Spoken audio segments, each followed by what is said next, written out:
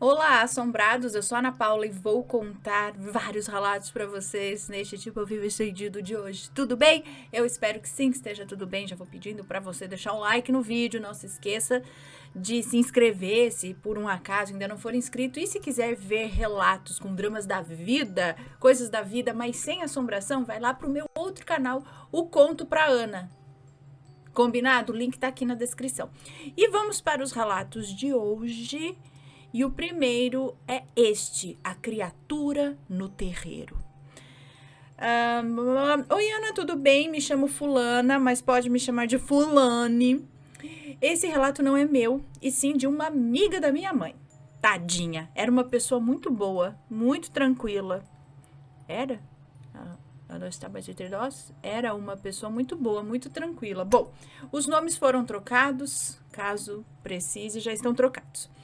Eu vou contar como se fosse em primeira pessoa, tá? Então, é a amiga da sua mãe contando essa história.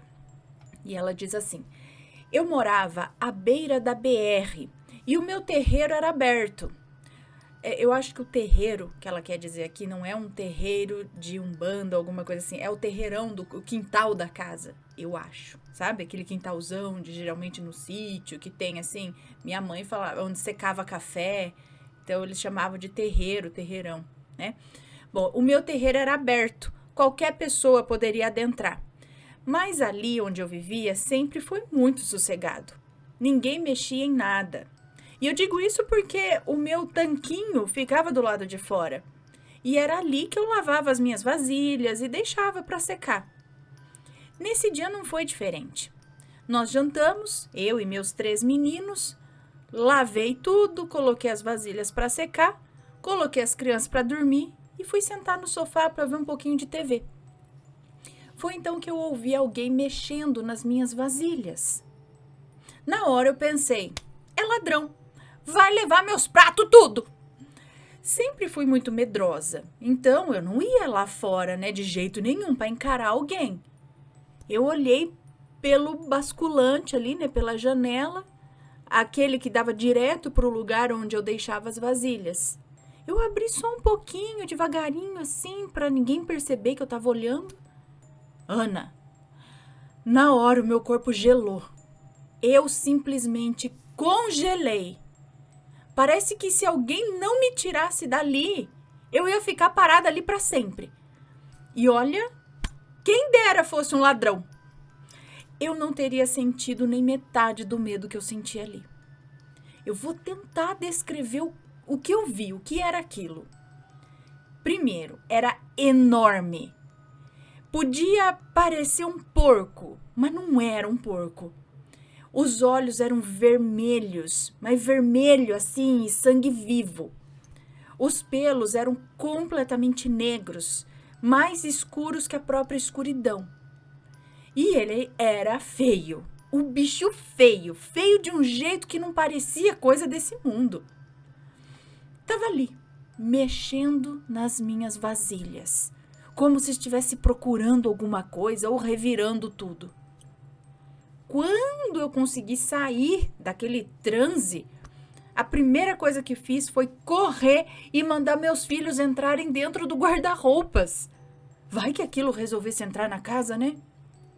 E assim nós ficamos até o amanhecer, dentro do guarda-roupa. Quando o dia clareou, graças a Deus, não tinha mais nada lá fora, nadica de nada. Eu nem mandei os meninos para a escola naquele dia, afinal, eu já tinha acordado eles no meio da noite, né, judiação, passou toda a noite em claro, acho. Depois disso, eu me mudei o mais rápido que eu pude de lá. E eu tenho pavor dessas coisas até hoje. Obrigada por ler meu relato, Ana. Um abraço para você e para todo mundo aí do Assombrado. Um beijo. Se quiser, posso fazer o próximo também. Tem mais alguma história? E pior que o próximo relato é dela também, tá? Mesma moça que nos manda o segundo relato. Mas então, gente, que bicho era aquele? Ela não descreve como um lobisomem, mas era grande, peludo, pelo preto, tava revirando as coisas, tinha olho vermelho, só que ela descreve tipo um porco, mas era muito feio. Pode ser lobisomem também. não sei, revirando vazio, tava querendo comer. O que ele tava querendo ali? E não fez mais nada, só deu uma revirada e foi embora. Que será que era alguma outra criatura? Ou tipo um lobisomem mesmo, não sei. Um tipo de. Deixo aí pra vocês nos comentários. Próximo relato da mesma moça. Os passos atrás da porta. Oi, Ana, tudo bem com você? Com o pessoal? Daí, tudo jóia? Aqui tá tudo certo. Eu assisto seus vídeos desde os meus 12 anos. Foi uma pesquisa sobre histórias de lobisomens que eu encontrei no seu canal. E desde então é frenético. Meu YouTube só dá você. Muito obrigada, um beijo. Bom, vamos ao relato. Quando eu tinha entre 15 e 16 anos, eu estava numa fase muito forte na igreja. Eu me dedicava de verdade. Eu passava o dia orando, lendo a Bíblia. Até hoje eu fico admirada com o meu empenho naquela época. Confesso, Ana. Deus falava comigo, me dava revelações. Era algo incrível. Eu sinto saudades até hoje. E foi num dia comum que o sobrenatural aconteceu. Nessa época eu dormia no mesmo quarto que a minha avó. Eu sempre ia dormir muito tarde, às vezes assistindo alguma pregação no YouTube, e nesse dia eu resolvi dormir por volta de 2h40 da manhã. Me sentei na cama, comecei a orar. Sempre senti algo muito bom no coração, uma paz inexplicável. De repente, atrás da porta, eu começo a ouvir passos. Para entrar no quarto é preciso passar pelo corredor. E Ana, não eram passos normais. Eram corridinhas para lá e para cá. E para piorar, quem quer que estivesse ali do lado de fora estava de salto alto. Todo mundo sabe que o som de alguém andando de salto é inconfundível, né? Não tinha como confundir com outra coisa. Eu ignorei e continuei orando. Abrir a porta que eu não ia mesmo, né? Que fique correndo pro lado de lá, que eu fico orando pro lado de cá e que se lasque. Depois de uns 3 minutos, o barulho parou. Graças a Deus. Eu tive dificuldade para dormir, é claro, mas eu não senti tanto medo. Tava tranquila. Eu tinha muita fé naquela época. E foi isso, Aninha. Tenho muitos outros relatos e bem piores que esse. Coisas envolvendo lobisomem, maledito, que pode ser pior que lobisomem, mula sem cabeça. Se quiser, eu conto todos. Um beijo, adoro vocês. Um abraço. Pode continuar enviando seus relatos aí pra gente, sim. Um beijo pra você. Bom, eu fico pensando aqui, era mesmo salto alto ou casco? Já pensou se era aquele barulho toc, toc, toc, toc de casco em vez de salto? Não sei, gente. Mas por que aconteceu? Porque hoje você não tem mais aquela fé? O que aconteceu? Aquela curiosa, né? Nada a ver com o relato. Mas, menina, então, talvez alguma coisa que tenha sido provocado por conta da sua oração, né? Durou um pouco ali e depois foi embora. Não entrou no quarto. Correu ali pra fora. Muito bom. Muito bom. Imagina se escutar sei lá o que correndo ainda com salto ou cascos. Vai saber. Não sei. Só ela pode dizer, não, Ana, era diferente. Era salto mesmo. Então tá, o que será, né? Próximo relato, o homem que mudava o semblante. Olá, Ana, boa noite. Estou escrevendo esta carta relatando a história do meu pai. Pode chamá-lo pelo nome fictício de Álvaro. E o meu é É um moço que nos conta?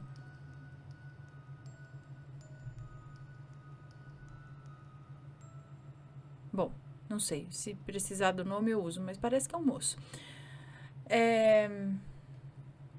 Bom, então, Ana, acontecia coisas anormais que eu presenciei, assim, do meu pai na minha infância e adolescência. Eu quero deixar também um alerta aqui do perigo do álcool e a maldição hereditária. Eu me lembro da minha infância que o meu pai era um homem trabalhador, honesto, uma pessoa comum. Ele me incentivou a fazer esportes, no caso, o mais popular do Brasil, né, o futebol. Me incentivou a fazer futebol. Ele já dava alguns sinais estranhos na minha infância. Ele bebia mais no final de semana, mas era raro ele exagerar. Gostava de uma jogatina, né, de um baralho, uma sinuca, um caça-níquel, um bingo. Eu, dos meus 7 anos até os 11, estudava de manhã. De tarde eu ficava na casa de alguns conhecidos dos meus pais, pois os meus pais trabalhavam de manhã até a tarde. E de noite eu ficava com o meu pai, pois a minha mãe fazia faculdade à noite. Aí vem o começo do show de absurdos. Eu passava de 2 a 3 vezes por semana no bar, pois o meu pai gostava de cachaça e jogatina. Eu, franzino, magrinho, miúdo, num bar por horas durante a noite, esperando meu pai saciar sua vontade no álcool e nos jogos. Ana, eu era uma criança que gostava da solitude, mas para uma criança ficar sozinha em casa à noite é cruel, né? Eu tinha medo, como qualquer criança, de ficar sozinha à noite em casa. Acredito que ali já começava o espírito a incorporar no meu pai. Ele arrumava muita confusão e era o bêbado mais encrenqueiro. Pasmem, quando bebia, o semblante dele mudava radicalmente. Parecia que você estava lidando com outra pessoa. Todos os conhecidos e até os colegas de cana dele tinham medo dele. O cara, quando bebia, parece que estava possuído, pois o semblante mudava. Ele ficava irreconhecível. No bar, o dono do estabelecimento e os frequentadores, eu tô dando uma gourmetizada, tá bom? Falavam, falavam para ele, leva o menino para casa. Ele tá encolhido na camisa aqui de frio. Mas ele não ouvia. O egoísmo com o alcoolismo e a jogatina deixavam ele cego. Nos momentos que ele estava são, era uma pessoa boa, equilibrada, falava pouco. Já quando bebia, falava por 3 e só parava até embriagar. Minha mãe, por volta dos seus 28, 29 anos, não separava dele. Tinha esperança dele mudar. Resumindo, ela acreditava no Papai Noel, né? Ficou nesse dilema de eu ficar com meu pai 2 ou 3 vezes na semana no bar até eu concluir a 4ª série do ensino fundamental. Minha mãe brigou com ele muitas vezes que não era para me levar para o bar, mas não tinha jeito. O egoísmo dele cegava. Um dia eu vi o meu pai sem camisa e com uma cicatriz de uma cruz ao contrário nas costas. E eu, curioso, perguntei: pai, o que é isso? E ele falou: apanhei do pai na infância. Porém, eu achei estranho. Observando histórias, percebi que isso pode ser tipo um pacto.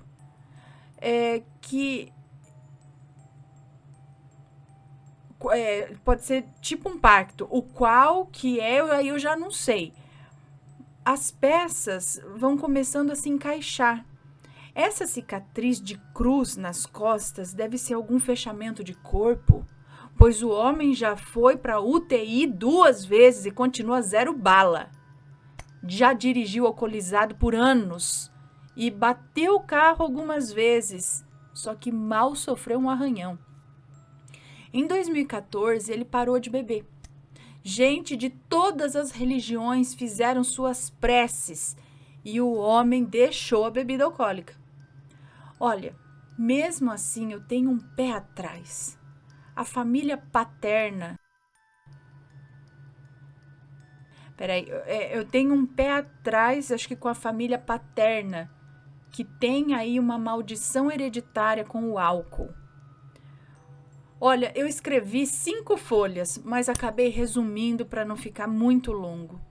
Hoje eu tenho 30 anos, tenho traumas, bebi socialmente dos 17 até os 25 anos. Parei com o álcool devido a uma experiência divina e também o caso da maldição hereditária que não dá para brincar, ainda mais com o histórico familiar. Obrigado, Ana, pelo espaço. Se eu impactar uma pessoa com esse relato, já fico feliz. Peço que os inscritos mandem energia positiva, pois durante o relato que estou escrevendo para você eu tive tonturas e senti a batalha espiritual. Grato ao canal que está modo série sobrenatural. Abraço, Ana. Um abraço para você. Muito obrigada e parabéns por lutar contra isso, porque a gente pode falar da parte espiritual, eu acredito que pode ter alguma coisa a ver, sim, maldição hereditária, até por várias coisas que a gente relatos que a gente já contou aqui no canal, mas também tem um fator genético, né? O alcoolismo e tudo, tem que se tomar cuidado, também por conta, muitas vezes, de algum tipo de transtorno que pode levar ao alcoolismo e isso passar de pai para filho. Então, tem que se tomar cuidado. Se você já tem essa consciência, ótimo. Então, se afaste o quanto você puder disso. Porque, às vezes, uma pessoa comum, entre aspas, se relacionar com álcool, ela pode simplesmente continuar a vida inteira nesse lance de, não, eu só tomo um pouquinho socialmente. E acabou. E, às vezes, para essa pessoa, acabou mesmo. É só isso e boa. Bebe um pouquinho, fica um pouquinho tonto, um pouquinho alegre demais e acabou. Entendeu? Outras pessoas, o pouquinho leva um pouquinho mais, que leva um pouquinho mais, que daqui a pouco já perdeu o controle, já virou alcoolismo, e aí quando bebe vira outra pessoa, e já vem aquele monte de aquele pacote que acaba com a vida da pessoa e com quem está ao redor. Então, tem que se tomar muito cuidado. Quando você já tem consciência de que isso foi ruim na sua família, né, com seus pais e tal, então, tenta o máximo se afastar disso, sabe? Muita gente coloca o álcool como, que legal, confraternizar, beber, mas tem um mundo muito obscuro, muito ruim relacionado a ele, né? Eu acho que tem que se fazer várias perguntas aí quando há muita ingestão de álcool, né? E tomar cuidado, porque a linha, às vezes, tô só bebendo para me divertir com o tem um problema com álcool, é muito tênue. E você não percebe a hora que você passou pro lado de lá. E esse negócio do espiritual com álcool, já vi muita coisa acontecer, sabe? De quando a pessoa bebe demais, vem alguma coisa que parece que não é a pessoa ali, né? Tipo, abre o corpo para outras coisas. Enfim. Vamos para o próximo relato? Vamos, é este. A vida continua após a morte. Oi, Aninha, tudo bem com você? Este relato nos traz a certeza de que existe vida após a morte. Espero que você consiga contá-lo. Então, vamos lá. Olá, Ana e assombrados, espero que estejam todos bem. Meu nome é Fulana, mas pode me chamar de Fulana. Os nomes estão trocados. Eu tive uma infância dura. Minha mãezinha era muito brava. Sua irmã, minha tia, sempre me acolhia nas diferentes situações da infância, da adolescência e da vida adulta. Sempre corria para os seus braços.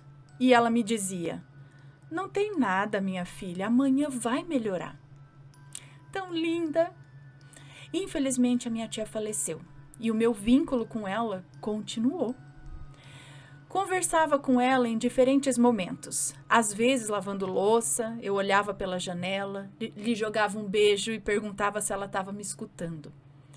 Confortava o meu coração conversar com ela, na esperança dela estar me ouvindo, né? Depois de falecida. Além das orações que eu fazia para sua alma. Quando os meus netos nasceram, assim que cada um nasceu, dia e mês diferenciados, com cada um nos braços, os apresentei para ela, dizendo, tia, este aqui é o fulano, meu netinho. Tia, já esta daqui é a fulaninha, minha neta. Às vezes a saudade vinha tão forte que doía a alma. Um dia minha prima, filha dessa tia, me ligou e disse: Fulana, sonhei com a minha mãe, mas é você que devia ter sonhado. Ela só falou de você. O sonho foi assim, e ela contou. Eu estava em casa quando a minha mãe chegou e me falou: Minha filha, fulana é tão boa. Alegro o meu coração com a amizade de vocês.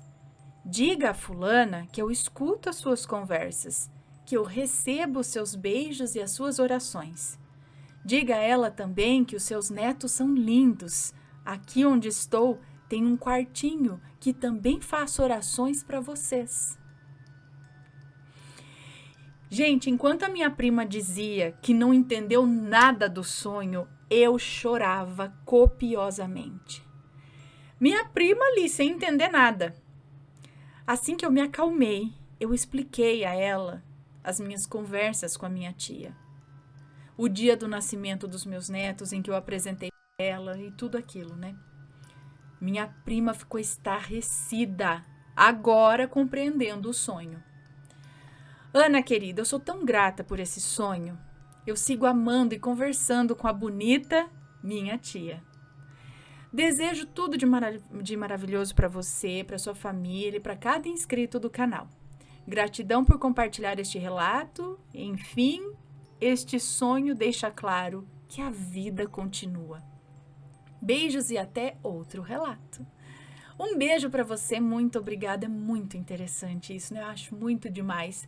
E olha só, ela é um exemplo de que, porque o que a gente vê, né, em muitos casos, quando a pessoa chora muito a morte de outra pessoa, só que no sentido de, ai, você não deveria ter ido, ai, eu sinto muito a sua falta, quem sou eu aqui, o que eu vou fazer agora aqui sem você, e, ai, não deveria ter acontecido, sabe, esse choro de lamento, isso prende a outra pessoa do lado de lá.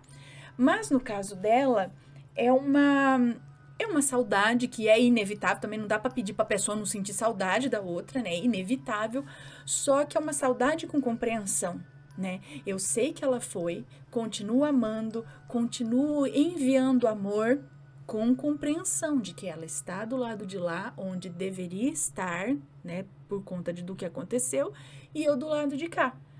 Então, mantenha essa conversa, digamos, as orações pela alma dela, então, mas de uma forma saudável, digamos assim. Então, eu acho que isso me parece, né, que isso é legal, até porque é aquela pessoa querida que se foi e tá na nossa memória e muitas vezes continua presente, né? A gente vai se lembrar da pessoa em vários momentos. Então, a hora que você se lembra, você envia amor, você fala com ela, né? Só que não num sentido de, não, de sofrimento, mas sim de gratidão, de amor, né? Isso, e aí ela só veio dar o recado de que estou ouvindo e recebendo tudo, viu? Então, assim como aconteceu com ela, com você também, pode muito bem estar acontecendo. Aquele ente querido seu que se foi, que você faz isso daí, ele pode muito bem estar ouvindo tudo isso, né? Muito bom, muito bom, muito bom. Deixa eu ver onde que eu vou agora. É o próximo relato, que é o relato que me acordou às 3 da manhã. Eita! Oi, Ana e assombrados, aqui quem fala é a senhora Fulanetia. E hoje eu vou compartilhar algo bem diferente. Vocês sabem que eu vivo ouvindo relatos e garimpando histórias dentro da minha própria família para mandar aqui, né? Mas o que aconteceu essa sexta-feira foi comigo e até agora eu não encontrei explicação. Depois do trabalho, tudo ocorreu normalmente. Cheguei em casa, jantei, assisti TV e fui dormir, tranquila. Mas às 3 horas da manhã, o horarinho, hein? Às 3 horas da manhã eu despertei sobressaltada, com um som alto vindo do meu celular. Era o relato Somos Todos Goim.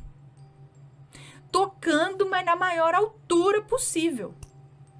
Até aí vocês podem pensar, deve ter esbarrado em alguma coisa, né? Só que não. Antes de dormir, eu desliguei o celular completamente e coloquei para carregar. Ele não estava em modo silencioso, não estava com despertador, não estava com nenhum aplicativo aberto. Ele estava desligado. E mesmo assim, às 3 da manhã, ele ligou sozinho e colocou justamente um relato para tocar. Ai, menina, não tem nada a ver com isso não, que sei lá que estão usando meu relato aí para falar. Será que queria dizer alguma coisa? Ele queria te dizer alguma coisa com esse relato? Justamente um relato para tocar. Até agora, não sei se foi coincidência, falha do aparelho ou se alguém ou algo queria mesmo que eu acordasse. E aí, o que vocês acham que pode ter sido? Ana, esse foi o relato. Beijos para você e para todos os assombrados. Um beijo para você, muito obrigada. Se não me engano, já teve outros relatos parecidos com que a pessoa, o relato começou a tocar sozinha. Gente, eu fico, ei, não tem nada a ver com isso não.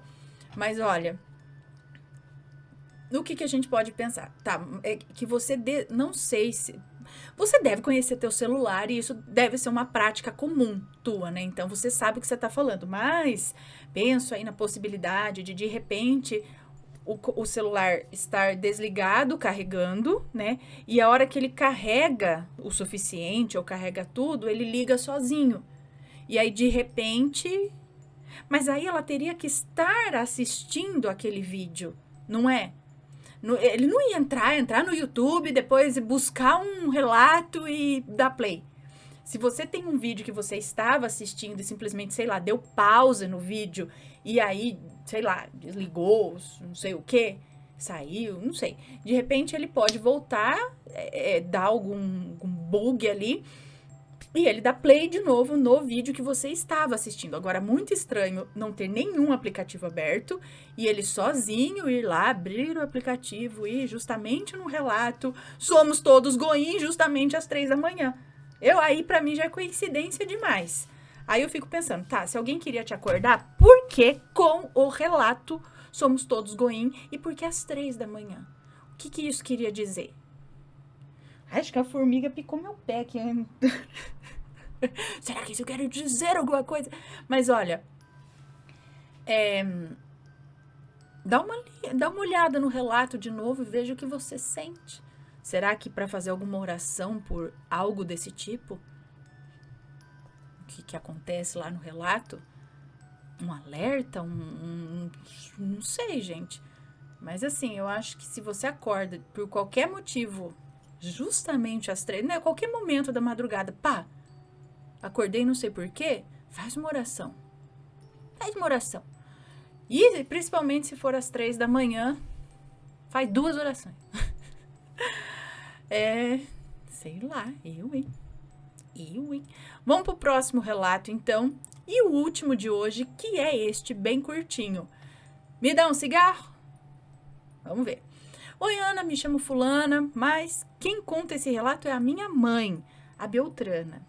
Porém, essa história é do primo dela, o ciclano. Tô brincando, mas é isso aí mesmo. O ocorrido se passou no interior de Pernambuco, na cidade de São Joaquim do Monte, em 1970. João sempre foi um homem que gostava muito de sair, de beber, de fumar. Solteiro, ele queria mesmo aproveitar a vida. Os pais adotivos dele sempre davam muitos conselhos para ele não voltar tão tarde da noite e tal, essas coisas. Entretanto, ele, nunca dava ouvidos. Certa vez, numa bela noite, ao ir para casa, ele precisava passar por uma ladeira próxima a um rio, pois morava num sítio distante. Enquanto caminhava e fumava, ele avistou uma figura misteriosa que lhe pediu um cigarro. João afirmou que tinha apenas um cigarro e lhe ofereceu. O homem misterioso aceitou. Mas como que era esse homem? O homem aceitou, fumou e foi devolver o cigarro de João. Mas como assim? Fumou um pedaço só e depois deu o resto do cigarro?